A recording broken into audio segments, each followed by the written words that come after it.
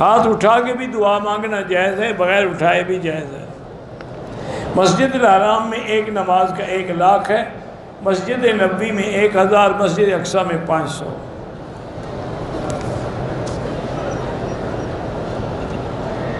میں مدینے سے واپسی پہ شدید بیمار ہو گیا، شوگر کا مریض ہوں، احرام نہیں باندھا، کوئی دم نہیں آپ پہ۔ عورتوں کو نماز جنازہ پڑھنا چاہیے، ہاں بالکل پڑھنا چاہیے۔ اگر طواف میں رمل نہیں کیا تو کوئی دم نہیں ہے۔ جنازے کے بعد ہاتھ اٹھا کے دعا مانگنا بدعت ہے۔ میرے سینے پر پھوڑا ہے، زمزم لگائیں اور اللہ سے دعا کریں۔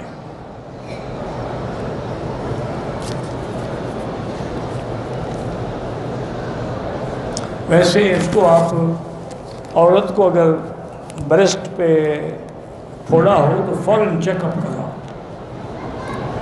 کیونکہ نعوذ باللہ اللہ نہ کرے یہ خراب بھی ہو سکتا ہے، اس کا فوراً علاج ممکن ہے، دیر کرو تو پھر خطرناک ہوتا ہے۔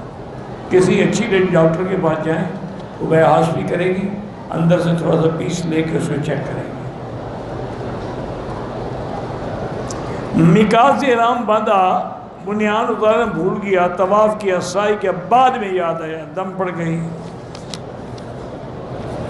ناپاکی کی حالت میں عورت کعبہ دیکھ سکتی ہے، ہاں دیکھ سکتی ہے۔ عورت جرابیں پہن کے عمرہ کر سکتی ہے، کر سکتی ہے۔ میرا بھائی نشے کا عادی، اللہ شفا عطا فرمائے۔ مرے ہوئے کے لیے عمرہ کر سکتے ہیں، ہاں جی کر سکتے ہیں۔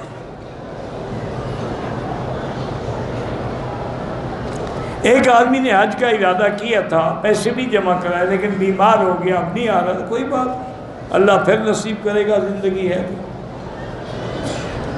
میرے شوہر کی موبائل کی دکان ہے، کبھی کام کم کبھی زیادہ، 1.5 لاکھ قرضہ بھی ہے، ہم زکوٰۃ لے سکتے ہیں؟ ہاں لے سکتے ہیں، قرضے والا زکوٰۃ لے سکتا ہے۔ وضو کے بعد کون سی دعا پڑھیں؟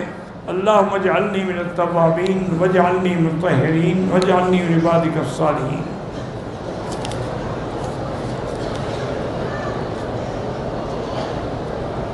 اولاد نہ ہو، علاج بھی کرائے اور قرآن کی جو دعائیں ہیں وہ بھی پڑھتا رہے۔ عشر کا معنی ہی 10واں حصہ ہوتا ہے۔ عصر کے بعد طواف کریں، 2 رکعت مغرب بعد پڑھیں۔ اللہ نے مجھے بیٹی دی ہے، میں اس کا نام منا رکھ سکتا ہوں؟ ہاں رکھ سکتے ہیں۔ بعض کوشش کے کفریہ خیالات آتے ہیں، آنے دیں، آپ لاہور پڑھتے رہیں۔